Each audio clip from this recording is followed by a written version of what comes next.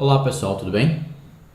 Dando continuidade às nossas aulas, vamos agora visitar alguns exemplos e tentar compreender as funções acrescentadas em cada um deles, as funções definidas pelo próprio script do Lights. Na aula passada, nós visitamos o problema do shootware e conseguimos identificar as principais funções e comandos existentes nesse script.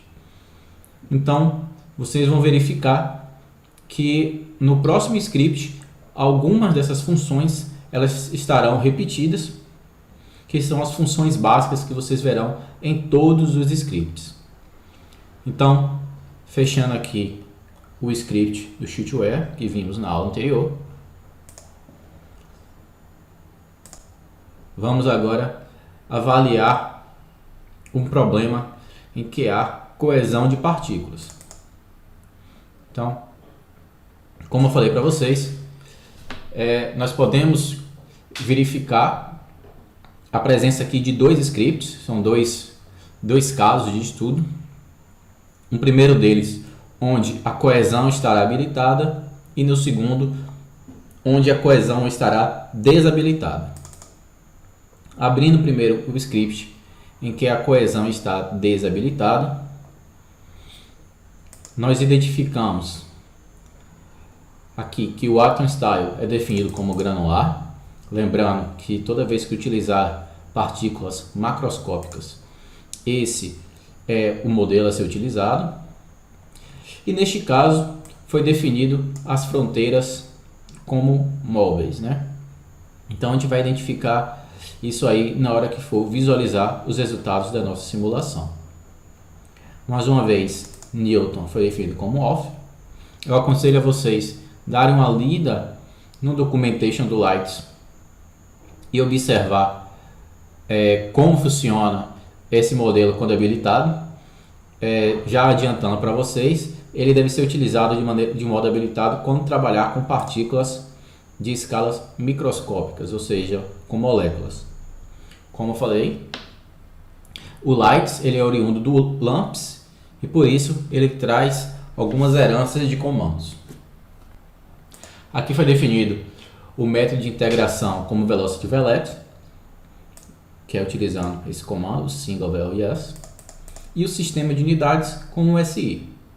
Lembrando a vocês que a região ele é o domínio do meu sistema. Então, a minha geometria, o meu equipamento de minha operação unitária, ela deve estar inclusa dentro dessa região. Então, aqui foi definido o domínio de formato cúbico, né? ou um paralelepípedo, onde x varia de menos 0,5 a 0,5, y também de menos 0,5 a 0,5 e z de 0 a 0,15. Vejam que aqui, mais uma vez, foi definido apenas um tipo de partícula no nosso sistema. Após isso, foi definido o bin e neste script ele pede para guardar todas as informações. Pessoal, é muito raro você identificar um problema em que você não queira guardar todas as informações. Então, por default, é interessante deixar o delay zero. Apenas em problemas em que há um grande custo de espaço é que devemos modificar essa plataforma, essa função. Após isso, foi setado novamente as propriedades do material, o modo de Young, a razão de Poisson, o coeficiente de restituição, de atrito estático, e também aqui foi definida uma velocidade característica da partícula. Ela tem uma velocidade de 2 metros, ou seja, na hora que ela for gerada, ela já vai ser gerada com uma determinada velocidade. Isso aqui foi feito para reduzir o tempo, né, de simulação, fazendo com que as partículas elas caiam de maneira mais rápida, então atingindo o resultado também mais rapidamente. Dando prosseguimento, como eu estou avaliando um problema em que não há coesão, o modelo selecionado foi o modelo de Hertz-Midley, ou seja, modelo sem coesão, e definido um time step de 0,001 segundos. Lembre-se que aqui está em segundos, uma vez que eu sei que meu sistema de unidades está no sistema internacional. Foi definido mais uma vez a gravidade de 9,81 apontada para baixo. Eu não sei se vocês perceberam, porém eu vou voltar aqui na pasta principal. Neste caso específico, eu não tenho a pasta meshes, ou seja, eu não criei uma geometria. E como é que o Lattes vai interpretar esse problema? Eu tenho um domínio, mas não tenho nenhuma geometria. Como é que as partículas irão interagir com as paredes? Olha só o que acontece. Ele utilizou as paredes, foi criadas no próprio Lattes, já que eu estou tratando de uma simples caixa. Então o Lattes ele tem a função de geometrias primitivas, que são cilindros, planos, cubos, esferas. Então nesse caso ele utilizou este artifício para que não precisasse criar a geometria separadamente. Então ele utilizou geometrias primitivas do Lattes. Essas geometrias elas são muito simples e na maioria dos problemas nós temos que criar a nossa própria geometria. Então ele criou uma geometria do tipo plana, então plano no eixo Z, com Z igual a 0, já um outro plano também no eixo Z, em Z igual a 0,15. E após isso ele colocou um cilindro com o raio de 0,05. Então veja, eu tenho um cilindro, esse cilindro ele é aberto, porém ele utilizou esses dois planos Z para fechar o cilindro. Então voltando aqui, como ele colocou uma fronteira móvel, e essa fronteira só irá se mover se as partículas saírem da minha geometria para se mover junto com o domínio, isso não vai acontecer nesse caso específico. Ou seja, tanto faz utilizar as fronteiras móveis como fixas, já que as partículas estão aprisionadas dentro dessa geometria criada no próprio Lattes. Ele criou uma nova região. Essa região ela precisa estar inserida dentro do meu domínio também. É a região de criação de partículas. Então ele criou um cilindro orientado na direção Z. E aqui ele definiu o centro do cilindro e o raio. E de onde até onde, na direção Z, esse cilindro pode ir. Após isso, foi definido as partículas. Então foi criadas as partículas. Nesse caso, as partículas são esféricas. E observem que ele utilizou aqui, mais uma vez, aquele número primo superior a 10.000. Utilizando partículas do tipo 1, avaliadas aqui em cima, nós criamos apenas um tipo de partícula. Então, tanto a partícula quanto as paredes primitivas, elas são do mesmo material. E com um raio de 0,015. Como eu estou tratando apenas um tipo de partícula, a minha distribuição de partículas é partículas de apenas um tamanho. Então veja, PTS1 é minha partícula 1, criada aqui. 100% das minhas partículas são desse tipo, já que eu tenho apenas um tipo de partícula. Apesar de ter apenas um tipo de partícula, eu sou obrigado a definir isso daqui. O Lattes ele não funcionará se você não definir, mesmo tendo apenas um tipo de partícula. No próximo comando, nós vamos inserir as partículas no nosso sistema. Então veja, vou inserir as partículas utilizando um número aleatório superior a 10.000. Essas partículas será uma distribuição definida como anteriormente. Será realizado 100 tentativas para inserir as partículas e eu tentarei inserir as partículas a cada 3.000 time steps. Veja, o número de partículas é de 250 partículas. E aqui é o número aleatório, é o número de tentativas que ele vai fazer em cada time step. Então eu tenho uma região, vou tentar colocar 250 partículas nessa região. Possa ser que na primeira tentativa, quando o Lights tentar inserir a partícula, as partículas se sobrepõem. Então ele vai voltar e vai tentar novamente inserir essa partícula em outro local. Ele vai fazer essa tentativa 1000 vezes.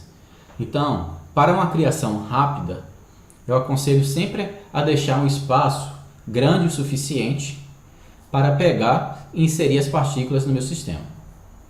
Após isso, nós vamos utilizar o Fix Integer para definir qual tipo de algoritmo. Como eu estou trabalhando com partículas esféricas, então utilizaremos o NVE Sphere. Agora, observando quais são as informações que serão postadas na tela, o termo compute ele irá definir isto, e o time styles nós vamos definir quais são essas informações. Aqui no compute estou definindo que devem ser utilizadas, que devem ser printadas na tela as informações, e o termo style, quais informações elas devem ser printadas. Essas informações serão printadas a cada 1000 time step. Neste caso, eu quero que não ignore a perda de partículas. Então o software ele deve parar caso haja perda, e assim saberei que minha simulação não está adequada. Então, inicialmente, por default, nós rodamos um time step para saber se a simulação ela está convergindo sem problemas, e após isso definimos com que frequência os dados serão salvos. Então, neste caso, os dados serão salvos a cada 800 time steps na pasta post com o nome cohesion, no cohesion, né? Esse asterisco aqui, ele identifica que o time step será colocado no lugar desse asterisco, ou seja, se eu tiver no time step 1000, esse asterisco será substituído por 1000 e assim sucessivamente. Então, vou rodar minha simulação e vou fazer o teste. Veja que inicialmente eu vou rodar a simulação em 10.000 time steps. Após isso, eu vou remover o comando ins. Então, o que acontece aqui? Eu rodei 10.000 time steps, ou seja, criei minhas partículas, e para evitar a criação de novas partículas, eu removo o comando que as cria. E após isso, rodo mais 50.000 time steps. Então, vendo isso na prática, abro o terminal clicando com o botão direito e digito o comando lights espaço in ponto no cohesion e rodo o meu programa. Então, finalizado essa parte da simulação sem modelo de coesão. Migrando agora para a parte com modelo de coesão, todo o início do meu programa ele é idêntico ao anterior. Granular, fronteiras móveis, Newton-Off, modelo de velocity elétrico, sistema internacional de unidades, um tipo de material. Mas vejam que agora foi adicionado uma nova propriedade, nesse caso o Cohesion Energy, que foi definido como valor de 300.000. Este valor ele precisa ser calibrado, ou seja, eu preciso fazer ensaios, verificar o comportamento das partículas e modificar esses valores até que minha simulação esteja condizente com os meus experimentos. Então, no caso de estudo, foi setado o valor de 300.000. É também possível encontrar na literatura já trabalhos que utilizaram diferentes valores, então isso pode facilitar, né, nortear os nossos estudos. Além disso, foi utilizado um diferente modelo. Neste caso, foi utilizado o modelo de Hertz, como anterior, porém com um termo de coesão. Então, é um modelo de Hertz adicionado um termo de coesão. Vejam que o modelo base é o de Hertz-Midland, porém, conforme os estudos avançam, modificações nesse modelo são realizadas para facilitar novas simulações. Definido o time step, a gravidade e, como eu falei para vocês, todo o restante do problema ele se repete.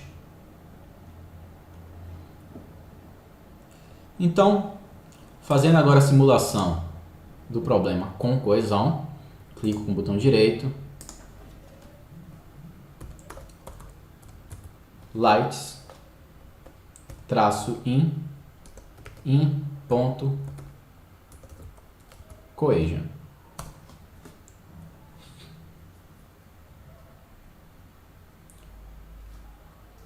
Aguardamos o término da simulação.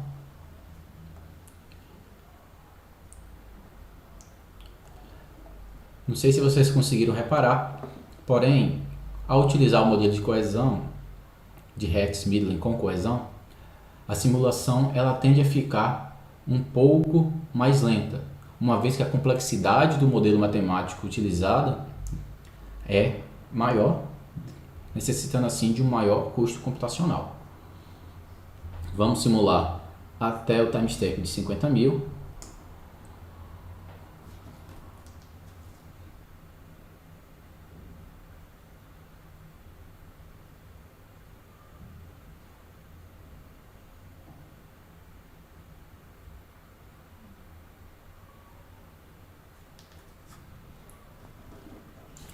E avaliar esses resultados no Paraview. Antes disso, vou abrir aqui a pasta post, mostrando para vocês.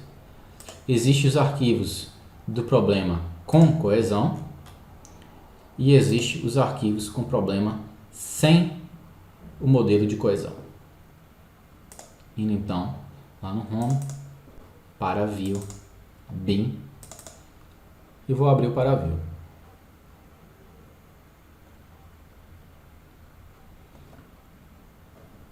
Bem, abrindo agora os arquivos, basta clicar ou nessa pasta com a setinha apontada para cima, ou vir aqui em File, Open. É o mesmo comando. Então, vou aqui na pasta Home, Desktop, Exemplos, Cohesion, Post, e aqui vai ter tantos arquivos avaliando o modelo com coesão quanto o sem coesão. Vamos então selecionar todos. Não vou pedir para mostrar as paredes para facilitar a visualização dos resultados. Vejam, aqui estão todos sendo apresentados. Porém, para facilitar a comparação dos resultados, eu vou ocultar o modelo com coesão nessa primeira imagem. Vou dividir minha tela em dois, aqui no Render View. E na segunda parte, eu vou pedir para mostrar o modelo com coesão. Então, assim como na primeira, eu apontei a minha geometria no sentido de y positivo, aqui também vou apontar no sentido de y positivo. Utilizando então a ferramenta Glyph para facilitar a visualização das partículas no seu formato original, já que aqui está apenas pontos, apresentando o centro de massa. Vou definir a orientação o tamanho da minha partícula em função do raio, substituir por 2, aplicar todas as partículas e dar um Apply. Agora sim podemos visualizar as nossas partículas. A mesma coisa eu vou fazer aqui com as partículas do modelo com coesão. Glyph, selecionado o tipo partícula, velocidade, definidas através do raio, e dar um Apply.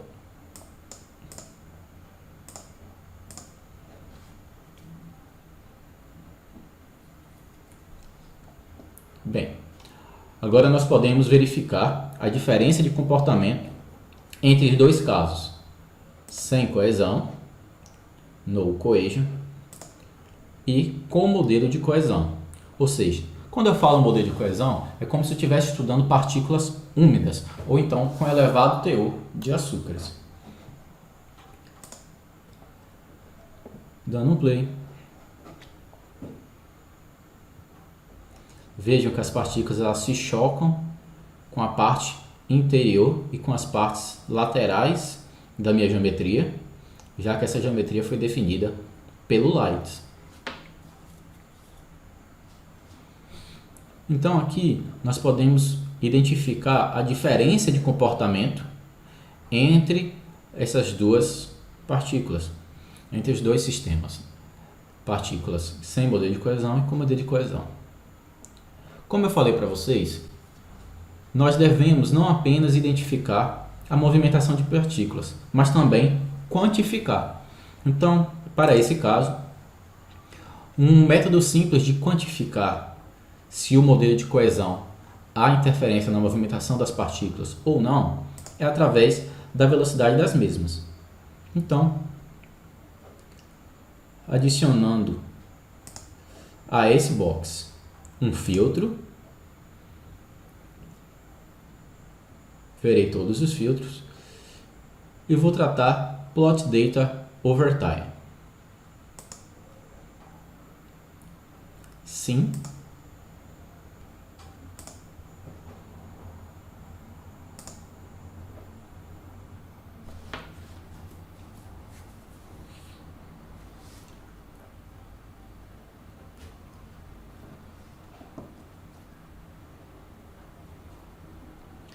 E aqui nessa parte inferior, vamos selecionar a velocidade como a variável a ser apresentada. Vejam que eu posso apresentar a velocidade em função da direção x, y, z ou então em relação à sua magnitude. A mesma coisa vamos fazer com este lado.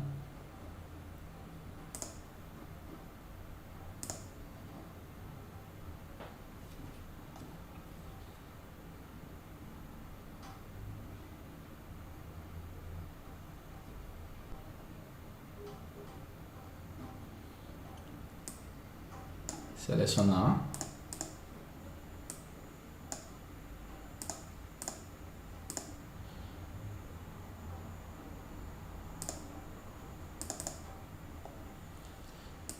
E agora nós podemos realizar uma comparação.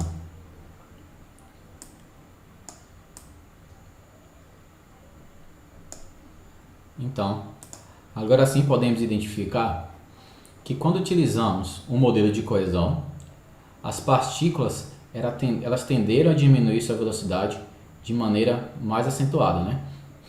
Então vocês podem ver que há um pico menor neste lado.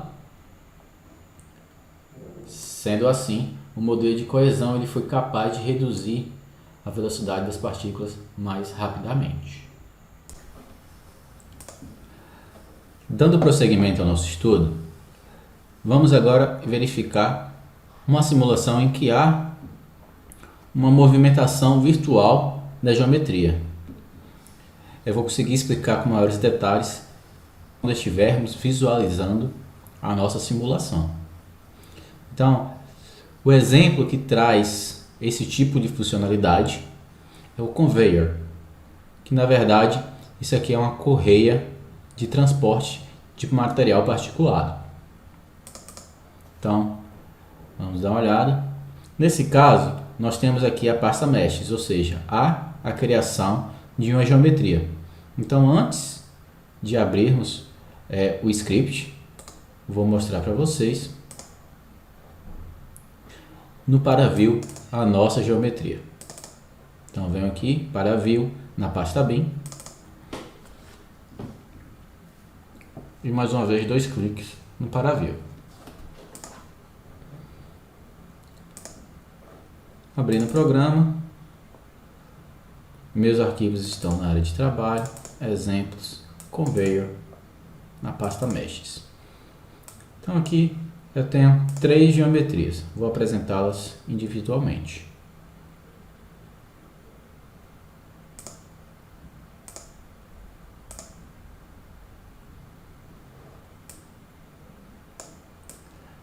Primeiro, vou apresentar a nossa caixa. Como vocês podem ver, ela é uma caixa oca e sem a tampa da parte superior. Colocamos na forma de malha, apresentar a malha.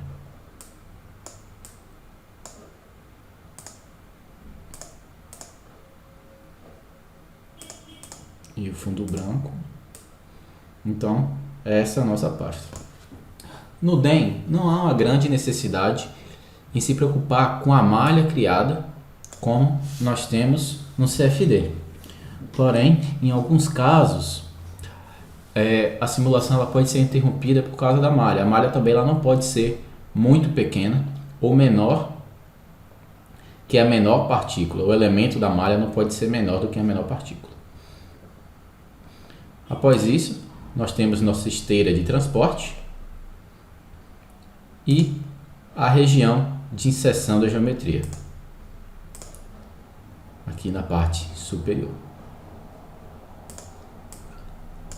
Para que não haja necessidade da abertura de um novo paraview, vou apenas remover, deletando aqui esses arquivos carregados. Então, agora vamos lá verificar o nosso script.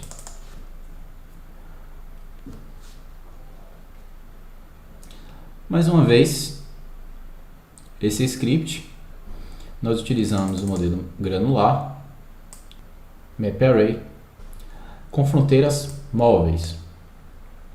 Porém, como vimos, a minha caixa ela é completamente fechada, ou seja, as partículas não vão sair da caixa, então o tipo de fronteira não será um empecilho ou um diferencial nesse problema. Utilizando o sistema novamente internacional de unidades, criei o meu domínio. Vou mostrar para vocês como eu posso definir esses valores do meu domínio. Vou carregar e vejo que a maior geometria do meu sistema, desse problema, é o box. Então, apresentando o box. E aqui no próprio paraview, ele me indica, olha, o x varia de menos 0,5 a 0,5. Na direção y, de menos 0,2 a 0,2. E na direção z, de menos 0,2 a 0,2 também. Então eu tenho que garantir que meu box ele tenha pelo menos essas dimensões. E vejam que tem. O y ele coincide, o x ele coincide, o y ele coincide e o z é até maior do que o valor aqui reportado. Então veja, se eu quisesse, eu poderia reduzir o valor de z aqui no meu box para 0,2 e não teria nenhum problema na minha simulação, já que eu estou englobando a minha geometria. Nesse caso foi setado o valor do bin de 0,1 e um delay igual a 0, como eu falei para vocês no script anterior. Observe que todas as opções aqui elas são referentes aos problemas já reportados anteriormente, então não há necessidade de maiores explicações. Mostra de desalhamento, razão de Poisson, coeficiente de destruição e o coeficiente de atrito estático. E vejam que os próprios nomes já remetem à funcionalidade dos parâmetros. Mais uma vez foi utilizado o modelo de Hess-Midland, o modelo comum, sem a coesão, definido o time step, a gravidade apontando para baixo. Neste caso, ele teve que importar a geometria. Então, ele importou a primeira geometria nomeando-a como CV, denominada como conveyor, que é a própria esteira. E vejam que nesse caso, ele colocou essa esteira com a velocidade superficial de menos 4,5, ou seja, uma velocidade na direção x de menos 4,5, na direção y de 0 e na direção z de 0. O que isso significa? Eu não vou transladar a minha superfície. A minha superfície ela vai parecer estática. Porém, quando as partículas entrarem em contato com essa superfície, terá a impressão que ela está em movimento. Isso vai ficar mais claro quando eu conseguir mostrar para vocês os resultados da simulação. A caixa foi importada com o nome de box, BX, e a superfície na qual será criadas as partículas, denominada como interface. Mais uma vez, essas superfícies elas foram denominadas como granulares. Porém, vejam que não todas as superfícies. Eu importei 3 superfícies: CV, o conveyor, BX, o box e interface. Porém, apenas o box e o conveyor foram denominadas como granular. Ou seja, esse interface ele não terá um significado físico no meu problema. É apenas uma superfície virtual. As partículas não terão interação com essa superfície. Após isso, defino as minhas partículas, partícula do tipo 1 e partícula do tipo 2, a dimensão dessas partículas e a distribuição. 30% da partícula do tipo 1 e 70% da partícula do tipo 2. Observem que a soma do PTS1 com o PTS2 é igual a 1, 100%. Caso contrário, será dada uma mensagem de erro no LIGHTS, informando que esses valores devem ser recalculados. Migrando agora para a parte de criação, onde as partículas serão inseridas. Então, elas vão ser inseridas próximas ao interface e, por fim, veremos que as partículas serão criadas, São 30 kg de partículas, numa vazão máxima de 30 kg por segundo, ou seja, necessito de apenas 1 segundo para a criação, e essa criação será realizada através do interface. Novamente defino qual é o método de integração, o sphere, já que eu estou trabalhando com partículas esféricas, e vou verificar as propriedades que serão printadas na tela. A frequência que serão salvos os dados, esse dump all custom para as partículas e aqui para a nossa geometria. E vou rodar 140.000 time steps. Então, fechando aqui o script, indo na pasta no qual ele está localizado, vou digitar o comando lights -in ponto e o nome do script, conveyor. Clico em Enter e acompanho a minha simulação.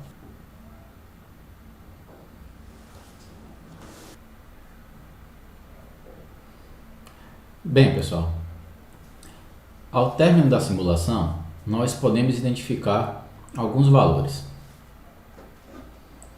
Entre eles está a constância no número de partículas ao longo da simulação, ou seja, não houve perda de partículas.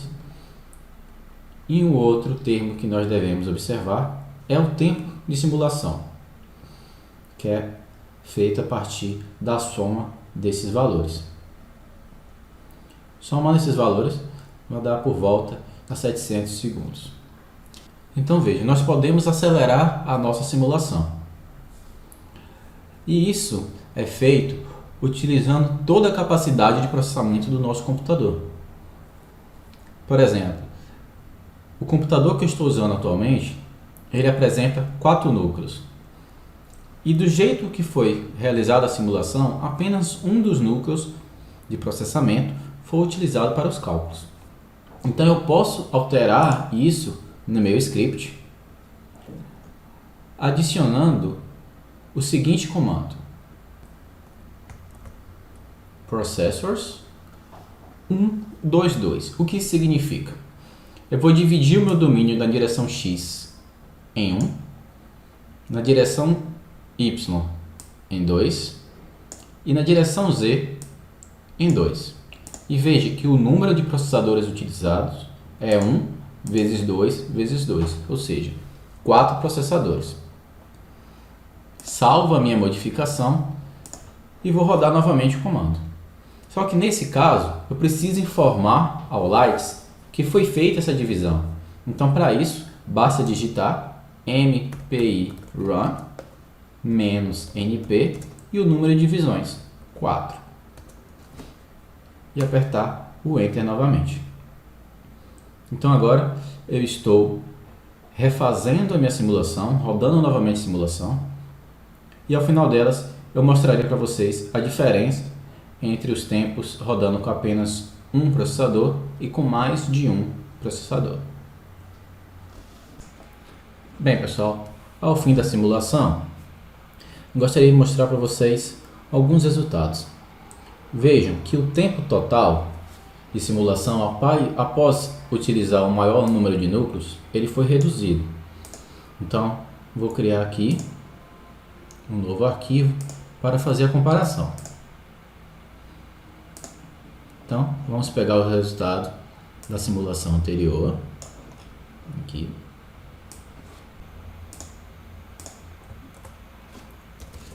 e o resultado da atual simulação. E vou colocar o total aqui para vocês, para que possamos fazer essa comparação. Então, mostrando agora para vocês a diferença no tempo de simulação, utilizando 1 e 4 núcleos, tá? Vejam que utilizando um núcleo, o tempo total foi de 716 segundos, enquanto que utilizando os 4 núcleos, o tempo total foi de 623 segundos. Isso pode parecer pouco, se tratando de uma simulação desse tipo, né? Aproximadamente 100 segundos. Mas, em termos percentuais, isso dá uma redução de aproximadamente 13%.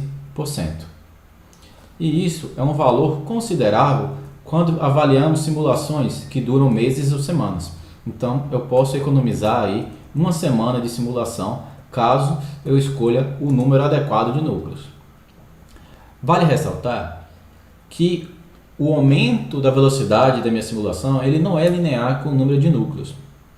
Não é o aumento do número de núcleos indefinido que vai fazer com que a minha simulação tenha uma maior velocidade.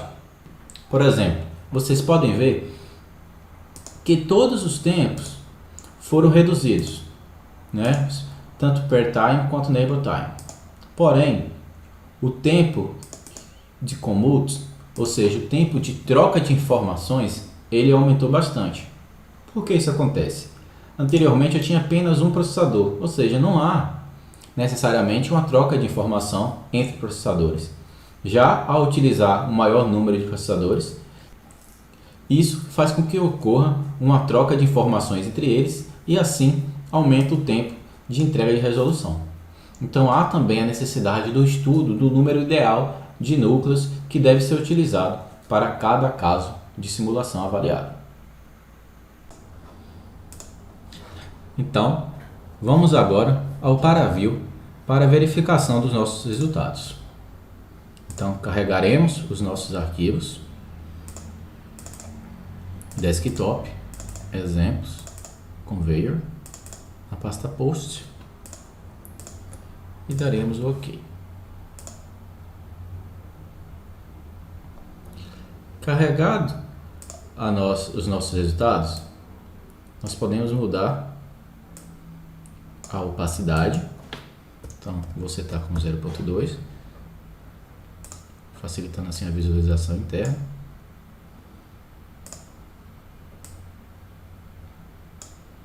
Então, aqui é o InFace. Esse plano no interior é a esteira ou o conveyor. E aqui o box da caixa.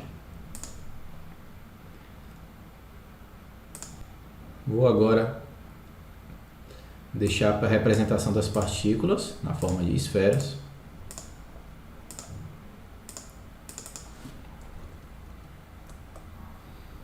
Aplicar todas elas.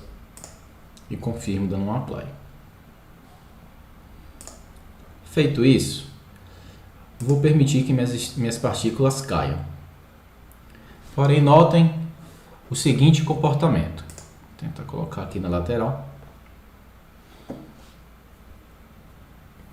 Conforme as partículas irão se chocar com as superfícies, elas serão arrastadas para a esquerda.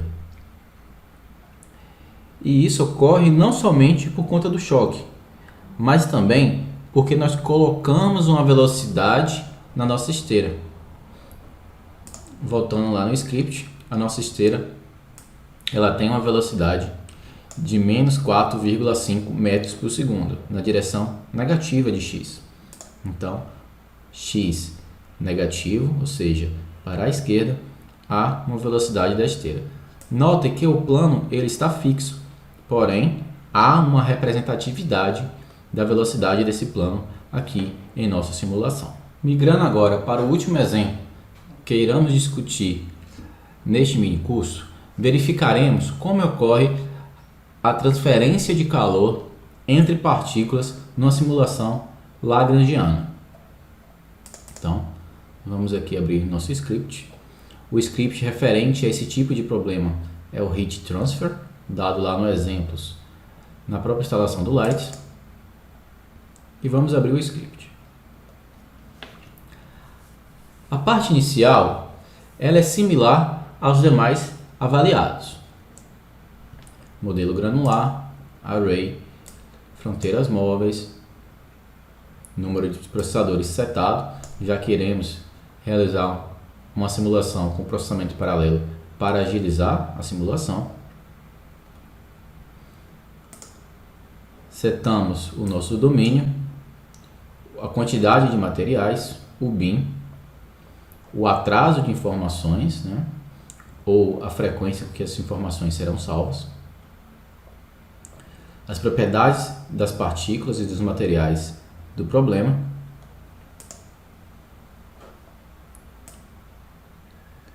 e, neste caso em específico, utilizando ainda o modelo de Hertz-Midlin, nós temos uma nova parte a ser estudada. Assim como no caso anterior, foi utilizada a geometria primitiva do próprio Lights, para que não haja necessidade da criação de uma geometria em separado, utilizando, por exemplo, o Gmesh, conforme apresentado no início do nosso curso na parte de DEM. Nesse caso, a parte nova nesse script é em relação à transferência de calor. Então veja, eu vou definir aqui a condutividade térmica, que é o nosso K, definido pela unidade de watts por metro Kelvin, e a capacidade térmica do nosso material, definido pela unidade de watts por grau Kelvin ou caloria por grau Celsius, né? A depender do tipo de sistema que está sendo utilizado. No caso do sistema internacional, é o watts por Kelvin. E a temperatura inicial foi setada no problema de 500 Kelvin. Bem, neste caso, vou criar as partículas numa região cilíndrica e setar as propriedades dessa partícula, por exemplo, a densidade e o tamanho delas. Como vou utilizar apenas um tipo de partícula, eu vou utilizar a distribuição com PTS igual a 1, já que é 100% das partículas são do mesmo material. Após isso, vou identificar como serão inseridas essas partículas. Então, essas partículas serão inseridas com velocidade constante de menos 0,3 para que elas caiam mais rapidamente e se assentem no nosso sistema, e um volume, uma região, né, de fração volumétrica de 0,2, ou seja, há um espaçamento entre as nossas partículas inicialmente. O método de integração NV-Spheres, ou seja, como eu estou utilizando partículas esféricas, o modelo de integração é também referente a esferas. Os dados a ser printados na tela, nesse caso, também foi selecionado printar, por exemplo, o fluxo de calor. Então, nós podemos acompanhar na tela o fluxo de calor. e isso será pintado a cada 1000 time steps. Mais uma vez, aqui está a parte do script relacionado à gravação dos dados. Vejam que além da posição, velocidade e força, também está sendo salvo a temperatura e o fluxo de calor no arquivo de saída. Vou rodar o meu problema durante 20.000 time steps. Após isso, eu vou promover uma modificação. Metade do meu leito granular irá apresentar uma temperatura de 800 Kelvin. E assim poderemos identificar qual é o comportamento do meu problema. Abrindo o terminal mais uma vez, vamos utilizar o comando mpi run, uma vez que setamos o nosso problema em paralelo, -np 4, que é o número de processadores que estamos utilizando. Lights, o nome do nosso programa, traço in.hitgraph. Bem, ao terminar a simulação, nós podemos verificar novamente que o número de partículas se manteve constante, indicando assim que não houve instabilidade na simulação realizada. Vamos agora abrir o ParaView e verificar os resultados.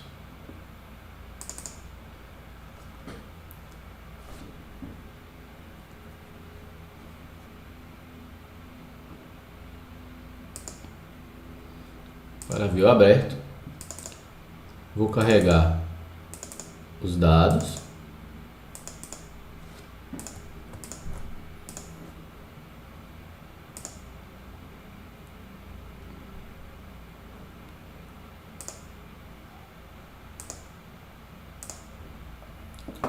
E vou transformar em glyph para melhor visualização.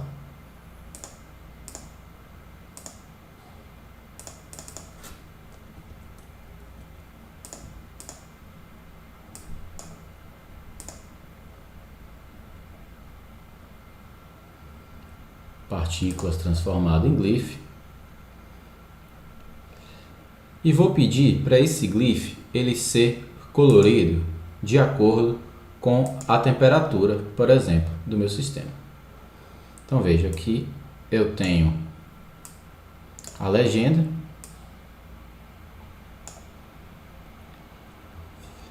então em azul está a temperatura de 500 graus. Se bem que nesse caso, como todas as partículas estão a 500 graus, por isso não há variação de temperatura aqui na legenda. Vou dar o play. As partículas inicialmente encontram-se afastadas uma das outras porque setamos uma fração volumétrica de 0,2.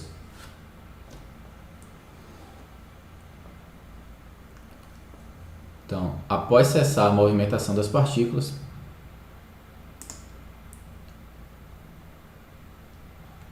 teremos a mudança na temperatura.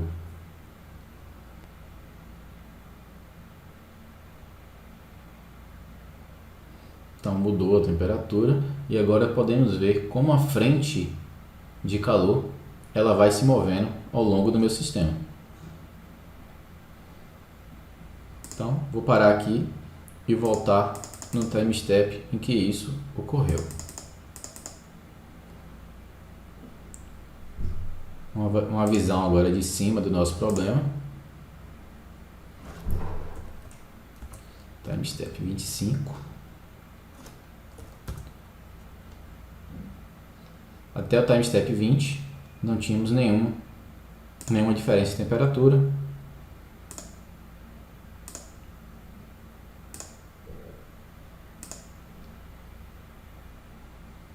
E aí no time step 25 nós já conseguimos ver a temperatura mudando no nosso sistema. Então, agora sim nós temos o nosso leito perfeitamente dividido. Metade das partículas a 500 graus, a outra metade a 800 graus. E vamos observar a frente de calor nesse caso. Então vocês podem ver as partículas na interface, elas tendem a ficar numa temperatura intermediária, próxima a 650, até que todo o sistema entre em equilíbrio térmico. Então, pulando para o final da nossa simulação,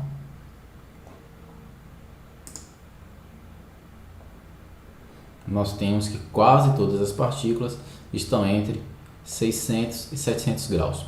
Por que ainda não estão todas as partículas a 650? Não foi simulado o tempo grande o suficiente para que todas atingissem essa temperatura.